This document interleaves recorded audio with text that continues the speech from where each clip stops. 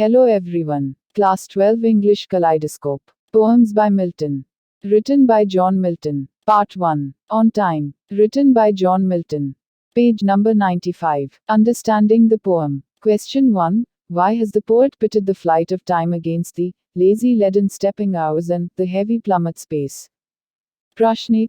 कवि ने समय की उड़ान को आलसी शीशे की तरह चलने वाले घंटों और भारी बेर की गति के विरुद्ध क्यों खड़ा किया है?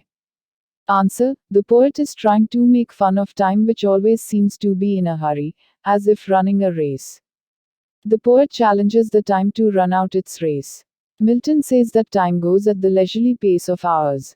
He calls it lazy because an hour takes a really long period of 1 hour to pass. Moreover, the speed of an hour is paced by a plummet which is quite heavy. Plummet is the device made of lead and is used for creating periodic motion in a clock. As per Milton, this is the ultimate irony.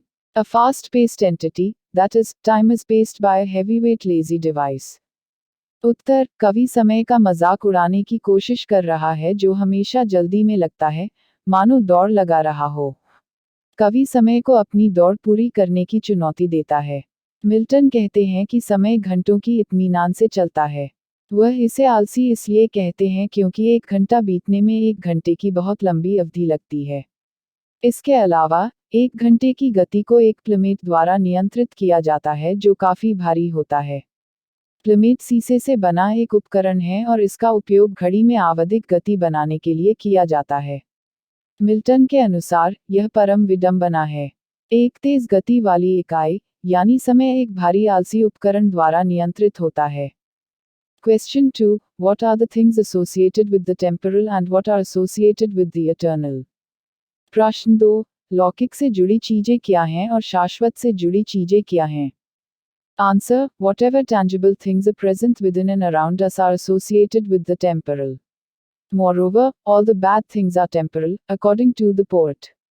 Our soul and all the good things about the soul are eternal. उत्तर. हमारे भीतर और हमारे आसपास जो भी मूर्त चीजें मौजूद हैं, वे सभी लौकिक से जुड़ी हैं. इसके अलावा, कवि के अनुसार, सभी बुरी चीजें लौकिक हैं. हमारी आत्मा और आत्मा के बारे में सभी अच्छी चीजें शाश्वत हैं. Question 3. What guides human souls towards divinity? Who is the final winner in the race against time?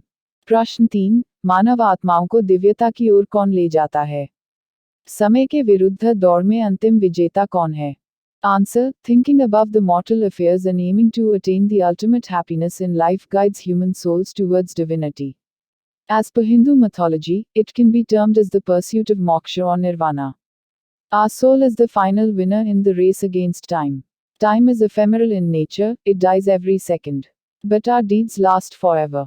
उत्तर. नश्वर मामलों से ऊपर उठकर सोचना और जीवन में परम सुख प्राप्त करने का लक्ष्य रखना मानव आत्माओं को दिव्यता की ओर ले जाता है. हिंदू पौराणिक कथाओं के अनुसार, इसे मोक्ष या निर्वाण की खोज कहा जा सकता है. समय के खिलाफ दौड़ में हमारी आत्मा अंतिम विजेता है.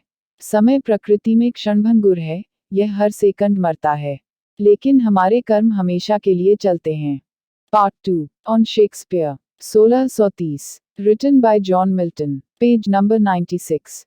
Understanding the poem. Question 1. Why does Milton feel it is not necessary to put up a monument in stone for Shakespeare? प्रश्न 1.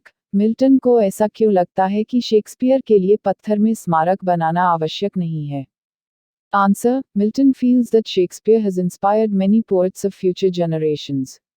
According to Milton, learning how to write good literature by taking inspiration from Shakespeare is the best ode to the great bard. So, a great person like Shakespeare does not need a monument in stone for an ode.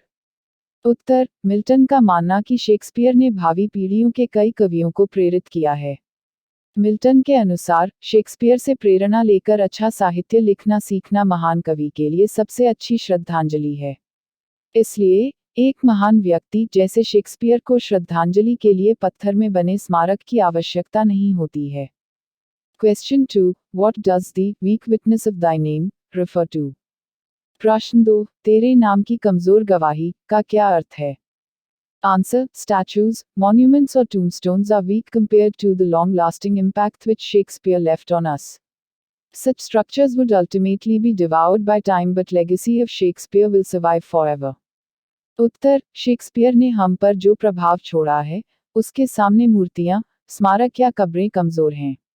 ऐसी संरचनाएं अंततः समय के साथ नष्ट हो जाएंगी, लेकिन शेक्सपियर की विरासत हमेशा के लिए बची रहेगी। Question 3. How does Milton describe Shakespeare as the source of inspiration for all succeeding generations of poets? प्रश्न 3. मिल्टन शेक्सपियर को आने वाली सभी पीढ़ियों के कवियों के लिए प्रेरणा के स्रोत के रूप में कैसे वर्णित करते हैं? Answer, Shakespeare set various examples to inspire many generations of poets to come. Many people must have learned to write poetry and verses after reading Shakespeare. Uttar, Shakespeare ने आने वाली कई पीढ़ियों के कवियों को प्रेरित करने के लिए कई उदाहरण पेश किए। शेक्सपियर को पढ़कर कई लोगों ने कविता और छंद लिखना सीखा होगा। Question 4. What is the best tribute that posterity has bestowed on Shakespeare? प्रश्न 4. भावी पीढ़ी द्वारा शेक्सपियर को दी गई सर्वोत्तम श्रद्धांजलि क्या है? Answer, the best tribute that posterity has bestowed on Shakespeare would be reading and understanding his work. If possible, creating some great work in literature would be the proverbial icing on the cake. उत्तर, भावी पीढ़ी द्वारा Shakespeare को दी जाने वाली सबसे अच्छी श्रद्धांजलि उनके काम को पढ़ना और समझना होगा। यदि संभव हो तो साहित्य में कुछ बेहतरीन काम करना केक पर आइसिंग की तरह होगा। थैंक्स।